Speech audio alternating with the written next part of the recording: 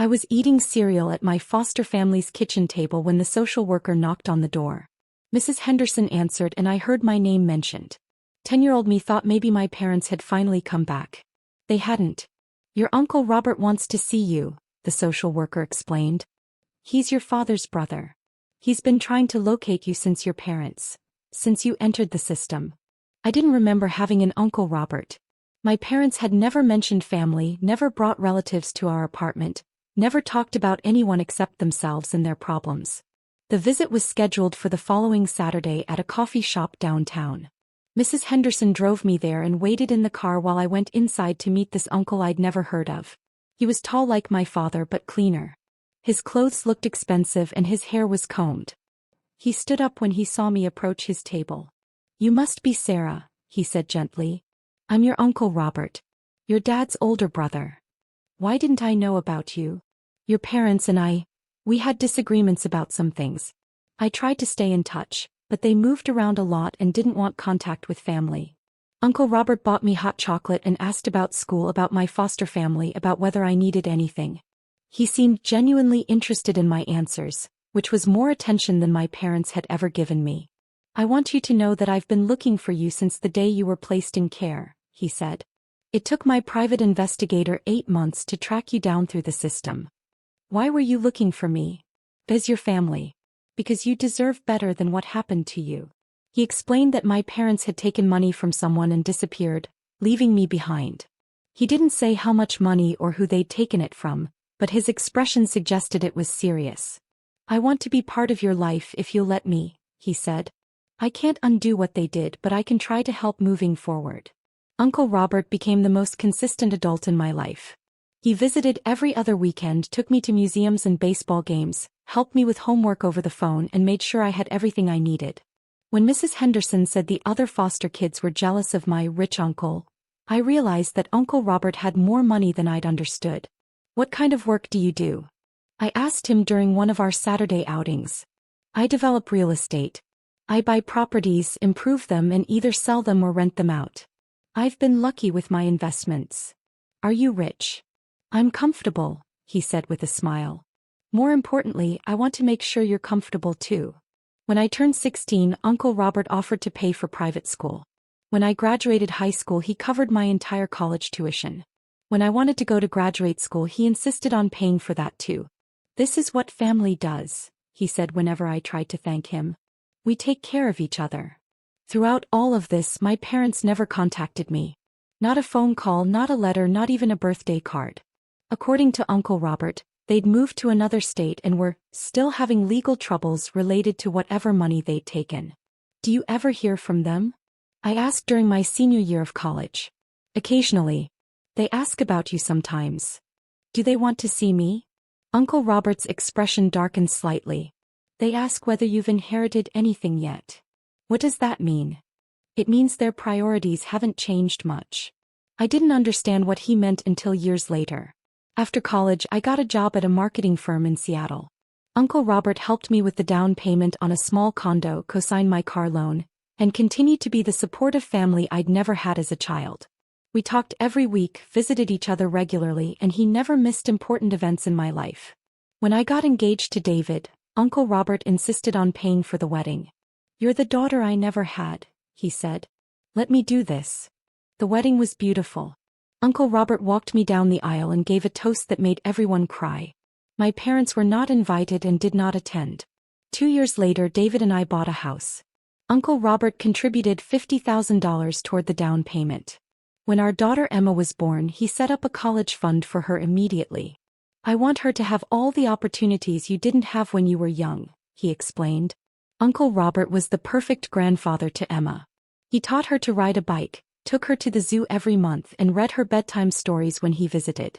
She adored him and he clearly adored her back. When Emma turned 5, Uncle Robert's health started declining. Diabetes complications led to kidney problems, which led to frequent hospital stays. I spent more and more time helping him manage his medical care and business affairs.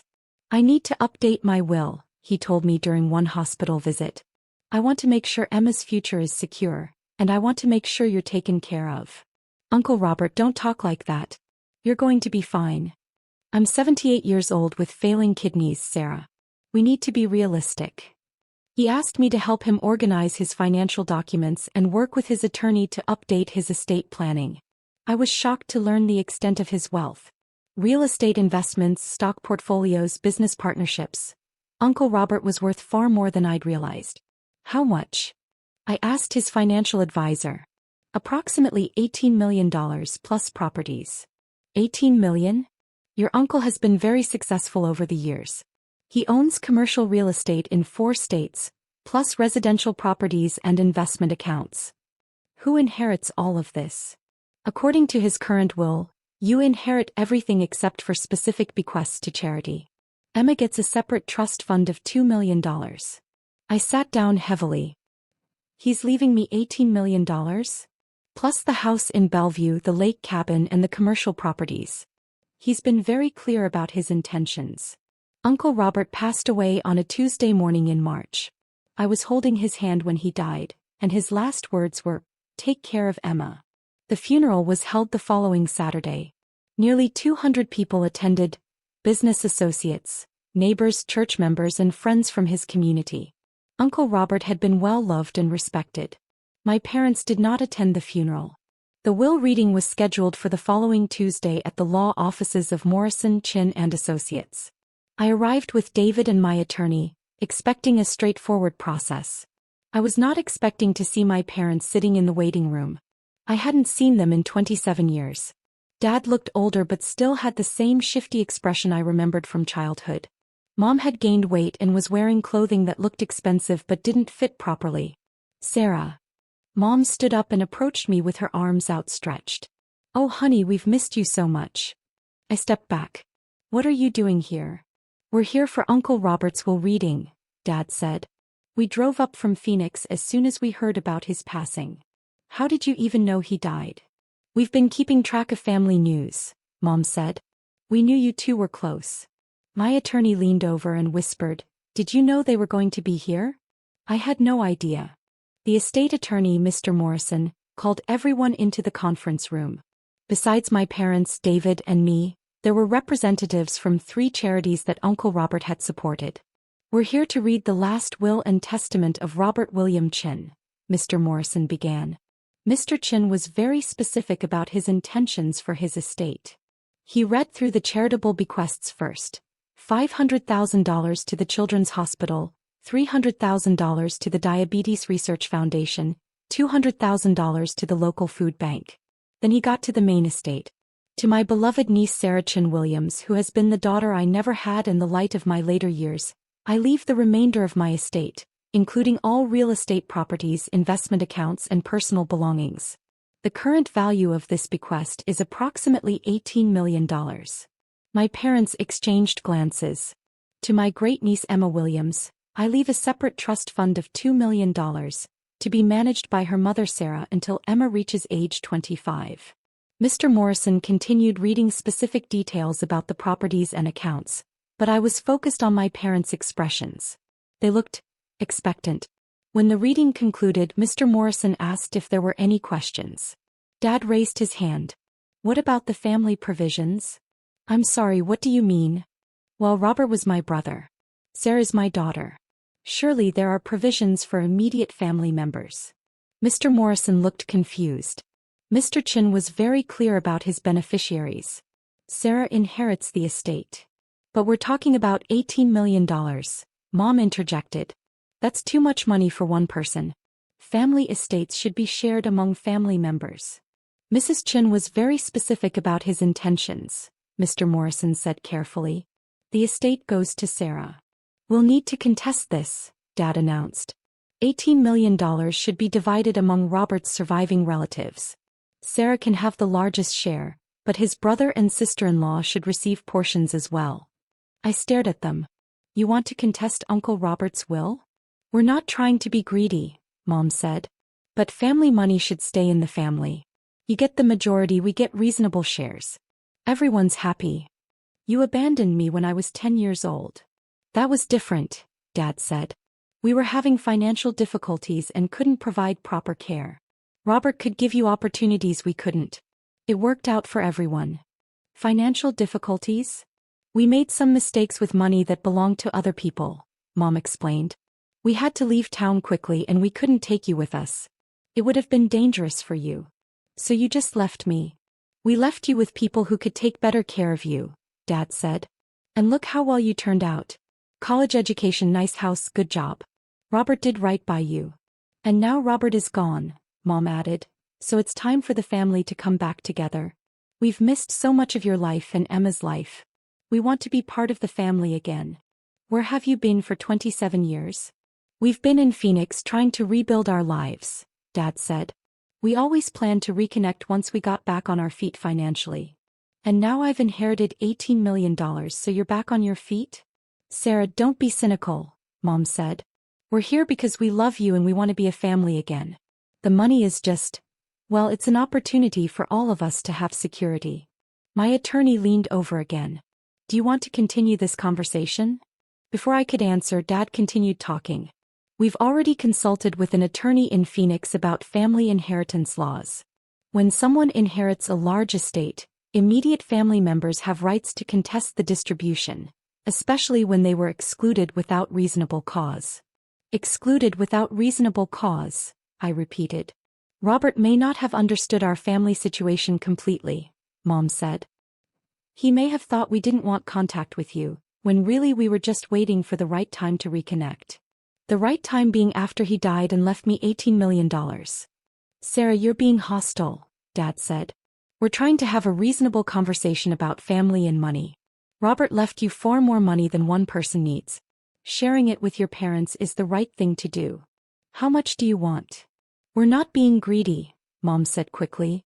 Maybe $4 million each for your father and me. That leaves you with $10 million plus the properties. Everyone's comfortable and we can all move forward as a family. $8 million. It's fair, Dad said. We're your parents. We have rights. Mr. Morrison cleared his throat. Actually, there's something else I need to mention. Mr. Chin anticipated that there might be challenges to his will, particularly from Sarah's parents. He opened another file folder. Mr. Chin asked me to prepare a letter to be read in the event that anyone contested the will or claimed that family members had been excluded unfairly. What kind of letter? My attorney asked. A letter explaining his reasoning for the distribution, along with supporting documentation. Mr. Morrison began reading. If my brother Michael and his wife Linda are present at this will reading, and if they are expressing surprise or dismay at being excluded from my estate, I want them to understand my reasoning. My parents looked uncomfortable. 27 years ago, Michael and Linda took $13,000 from a client's account at the construction company where Michael worked. When the theft was discovered, they fled the state, abandoning their 10-year-old daughter Sarah with no provision for her care. Dad's face went red. That's not exactly what happened. Mr. Morrison continued reading. They left Sarah alone in their apartment for 3 days before neighbors called social services. Sarah was found with no food, no clean clothing, and no information about where her parents had gone.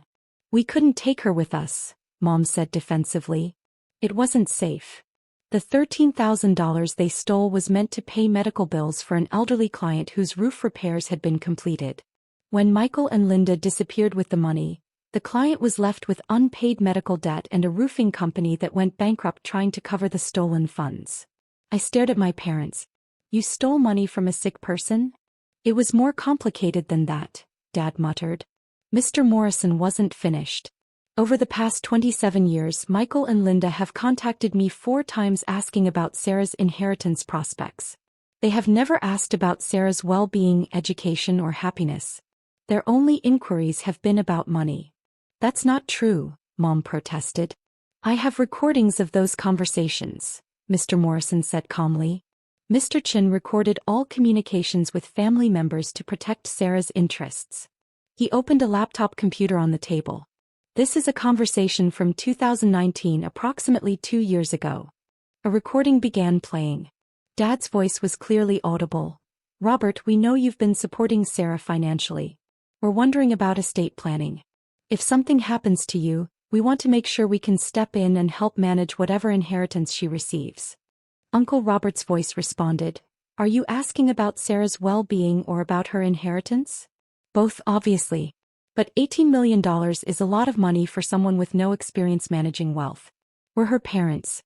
We should be involved in major financial decisions. How did you know the estate was worth $18 million? Well, we've been keeping track of your business success. We're proud of what you've accomplished. Michael, you haven't spoken to your daughter in 26 years. That doesn't mean we don't love her. Family is family, Robert. Sarah needs guidance with this kind of money. The recording ended. My parents sat in silence. There are 3 more recordings, Mr. Morrison said. Each one demonstrates that your primary interest has been financial, not familial. Play another one, I said quietly. The second recording was from 2017. Mom's voice. Robert, we've been thinking about reconnecting with Sarah, but we want to make sure we approach this properly. If she's inheriting substantial assets, we don't want her to think we're only interested in money. Uncle Robert, are you only interested in money? Of course not. But we also don't want to be excluded from family wealth that Michael should rightfully inherit as your brother. Michael forfeited any claim to family consideration when he abandoned his child. That was 25 years ago, Robert. People change. We've learned from our mistakes. What have you learned? We've learned that family is more important than money. Then why is this conversation about money instead of about Sarah? Long pause. Then Mom, well, both are important. The recording ended. There's more, Mr. Morrison said. But I think the pattern is clear. Dad stood up angrily. Those recordings were made without our consent. They're inadmissible if we contest this will. Actually, they're perfectly admissible, my attorney said. Your brother had every right to record conversations about his own estate planning. We're contesting this will, Dad announced. Sarah can keep the majority of the estate, but we deserve reasonable compensation as immediate family members. On what grounds? Mr. Morrison asked. On the grounds that we're her parents and we have legal rights to family estate assets. You surrendered your parental rights when you abandoned her. We never formally surrendered anything. We're still her legal parents. Mr. Morrison opened another file. Actually, Mr. Chin initiated legal proceedings to have your parental rights terminated in 1995, a year after you abandoned Sarah. The court granted the termination due to abandonment and failure to provide support. He handed my parents a legal document. You are not Sarah's legal parents. You have no legal relationship to her whatsoever. You have no standing to contest this will. My parents stared at the document. This is impossible, Mom said. You can't just terminate parental rights without notifying the parents. The court made extensive efforts to locate you for the proceedings. You had moved and left no forwarding address. After 6 months of unsuccessful attempts to serve you with legal papers, the court proceeded without your participation. We never knew about this, Dad said. Because you disappeared, I said quietly. You stole money and ran away and you never looked back until you heard about an inheritance. Sarah, that's not fair, Mom said. We were young and scared and made mistakes. People deserve second chances. You've had 27 years of chances. Where were you when I graduated high school? When I got married? When Emma was born? We didn't know how to contact you. Uncle Robert was listed in the phone book. His business was listed online. You could have found me any time you wanted to. We were afraid you hated us. I didn't hate you. I didn't think about you at all. Uncle Robert was my family. Dad sat back down heavily. So we get nothing? After everything we've been through. What have you been through? 27 years of guilt and regret about leaving you, Mom said. 27 years of wondering how you were doing and hoping you could forgive us someday. But not 27 years of trying to find me or contact me or be part of my life. We were building new lives in Phoenix. We couldn't just drop everything and come back here. Why not? Because. Mom looked at Dad uncertainly. Because we had legal problems here. Because people knew what we'd done. So you stayed away until Uncle Robert died and left me $18 million. The timing is coincidental, Dad said weakly. Is it? When did you first contact Mr. Morrison about the estate? Mr. Morrison checked his files. They called my office the day after Mr. Chen's obituary was published in the Seattle newspaper. The day after, I repeated. We wanted to make sure we didn't miss the funeral, Mom said quickly. But you did miss the funeral. We couldn't get flights in time. But you got flights in time for the will reading. My parents had no answer for that. We're still going to contest this, Dad said finally. $18 million is more money than anyone needs. Family should share family wealth. You're not family, I said. You're strangers who share my DNA. Sarah, please, Mom started crying. We know we made mistakes, but we're trying to make things right. This money could help us rebuild our relationship. Relationships aren't built with money. But money can remove barriers, Dad said. If we're financially secure, we can focus on being a family again instead of worrying about survival. You've been surviving fine in Phoenix for 27 years. We've been struggling. We've never recovered financially from the mistakes we made when you were young. What mistakes? You mean stealing $13,000 from a sick person? It wasn't like that, Dad said. The money was sitting in an account and we borrowed it temporarily. We planned to pay it back. With what money? We had plans. Investments that didn't work out. So you gambled with stolen money. We made bad decisions. Young people make bad decisions. But we've learned from those mistakes. Have you? Because right now you're trying to take money that doesn't belong to you. This is different. This is family money. No, this is Uncle Robert's money. He earned it and he chose how to distribute it. Dad stood up again. We'll see what the courts say about that. The courts will say the same thing Mr. Morrison just told you. You have no legal standing to contest this will. You're not my parents, legally or practically. We'll find a way, Mom said. $18 million is worth fighting for. And there was the truth they'd been dancing around all afternoon. You're not here because you want a relationship with me, I said. You're here because you want money. We want both, Mom insisted. No, you want money. If you wanted a relationship, you would have contacted me years ago. You would have been at my wedding. You would have sent birthday cards. You would have asked to meet your granddaughter. We can still do all of those things, Dad said. Starting now. Starting with sharing this inheritance so we can all move forward as a family. I don't want to move forward as a family with you. Sarah, please be reasonable. We're offering to share this wealth and rebuild our relationship. You get $10 million plus properties, we get financial security, and Emma gets grandparents who can contribute to her future.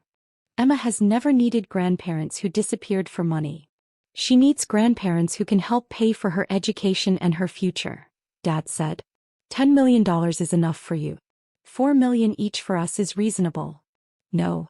We'll contest the will. Go ahead. You'll lose. We'll hire the best lawyers we can find. With what money? Dad's face reddened again. We'll find a way to pay for legal representation. You'll take out loans against an inheritance you're never going to receive. Mom leaned forward desperately. Sarah, honey, please think about this practically. We're your biological parents. We have rights. Courts don't like to see family members completely excluded from large estates. You excluded yourselves when you abandoned me. We've explained the circumstances of that situation. You stole money and ran away. We made mistakes 27 years ago. How long are we supposed to pay for those mistakes? How long did you expect me to pay for them? The room went quiet. I spent 7 years in foster care because you made those mistakes, I continued. I aged out of the system at 17 with no family, no money, and no support except for Uncle Robert. I worked 2 jobs through college because I didn't want to burden him with more expenses than necessary. I've spent my entire adult life being grateful for basic family support that should have been automatic. We're sorry, Mom said quietly. Are you sorry for abandoning me, or are you sorry that your abandonment cost you $18 million? Both. That's honest at least. I stood up. Mr. Morrison, what do my parents need to do to contest this will? They would need to file a petition with the probate court within 90 days of the will being read. However, as I've explained, they have no legal standing to make such a petition. What if they find a lawyer willing to take the case anyway? Any lawyer who reviews the documentation will advise them that they have no case.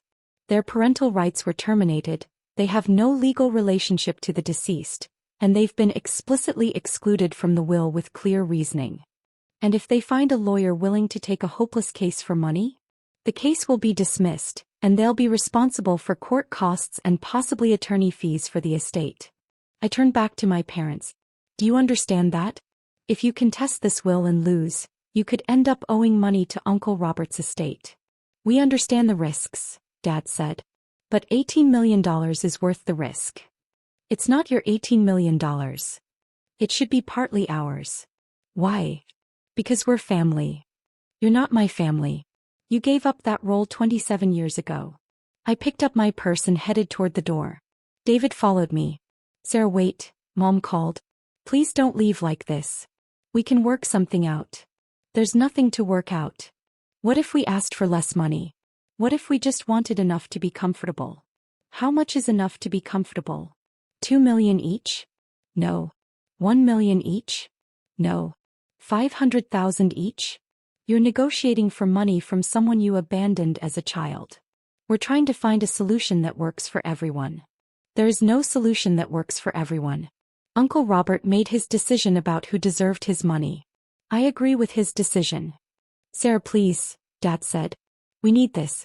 We're getting older and we don't have retirement savings. This money could make the difference between security and poverty in our old age. You should have thought about retirement savings 27 years ago. We've struggled financially ever since we left Seattle. We've never been able to get ahead. That's what happens when you steal money and run away. We've paid for our mistakes. Not as much as I paid for them. I reached the door and turned back one more time. If you contest this will, you'll lose everything you've spent on legal fees and you'll never hear from me again. If you walk away now, you'll never hear from me again anyway, but at least you won't be broke. Sarah, don't do this, Mom pleaded. We're family. Family should forgive each other. Family should also not abandon each other for money. We didn't abandon you for money. We abandoned you to protect you. You abandoned me because taking me with you would have made it harder to run away with stolen money. I walked out of the law office with David and my attorney. My parents followed us to the parking lot. Sarah, please, Mom called. Think about Emma. She deserves to know her grandparents.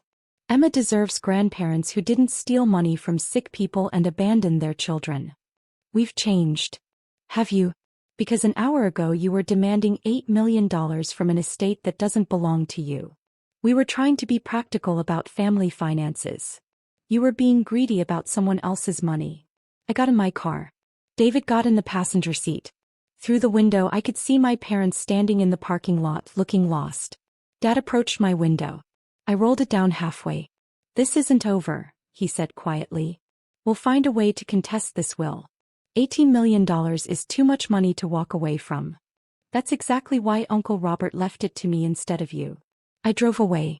In the rearview mirror, I could see my parents standing next to their rental car, probably trying to figure out how to pay for lawyers they couldn't afford to fight a case they couldn't win for money they were never going to receive. 3 months later, I received notification that my parents had indeed filed a petition to contest Uncle Robert's will. Their lawyer withdrew from the case 2 weeks later when they couldn't pay his retainer fee. The petition was dismissed for lack of standing.